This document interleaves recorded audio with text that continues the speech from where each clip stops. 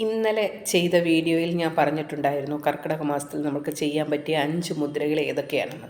ആ മുദ്രകളാണ് ഇന്നത്തെ വീഡിയോയിൽ ചെയ്യുന്നത്. അപ്പോൾ തീർച്ചയായിട്ടും നിങ്ങൾ സ്കിപ്പ് ചെയ്യാതെ ഈ വീഡിയോ ഒന്ന് കണ്ടു നോക്കുക. ആ 5 മുദ്രകളും സേവ് ചെയ്ത് സൂക്ഷിക്കുക. അപ്പോൾ ഏതൊക്കെയാണ് ആ മുദ്രകളെന്ന് കണ്ടു നോക്കുക. 1. പ്രാൺ മുദ്ര.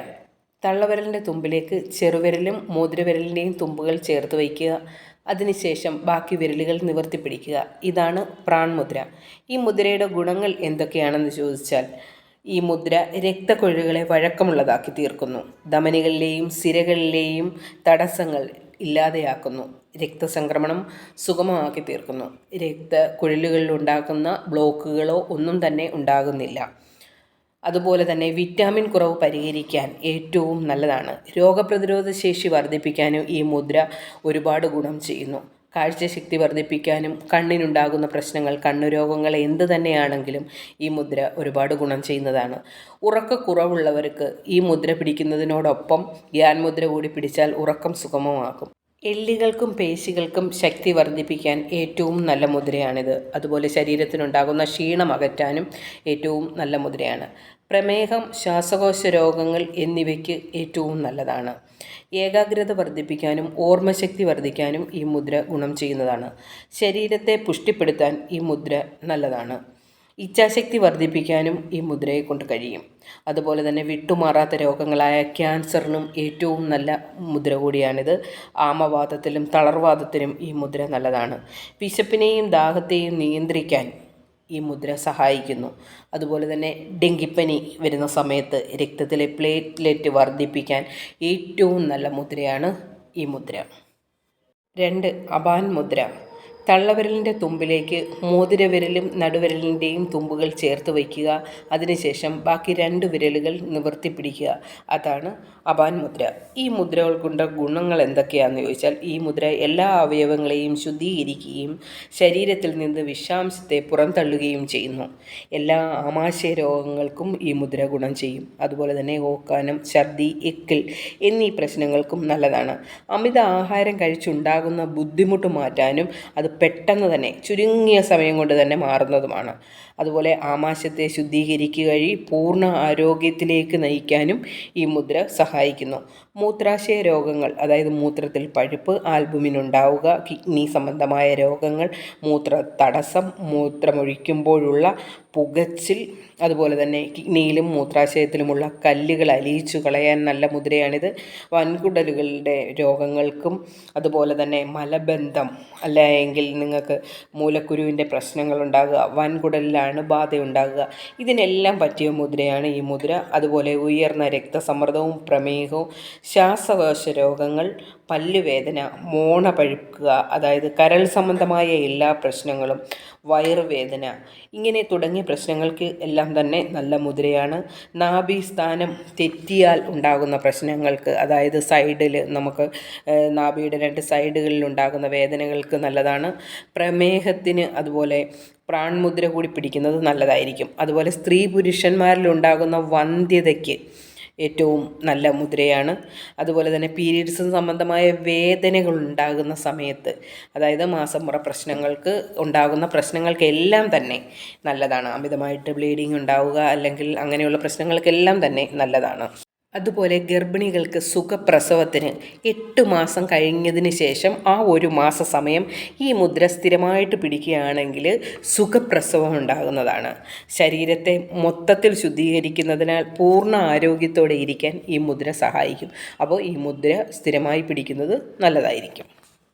3. വ്യാൻ മുദ്ര.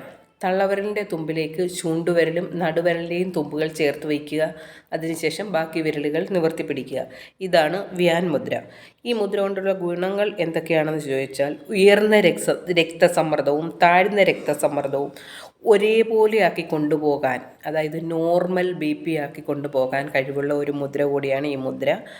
ഇത് പിടിക്കേണ്ടുന്നത്, BP നോർമലാക്കാൻ പിടിക്കേണ്ടുന്നത് ദിവസം 30 മിനിറ്റ് വീതം 2 പ്രാവശ്യമെങ്കിലും പിടിക്കണം. അങ്ങനെയാണെങ്കിൽ നമ്മളുടെ BP നോർമൽ ലെവലിൽ കൊണ്ടുപോകാൻ കഴിയും.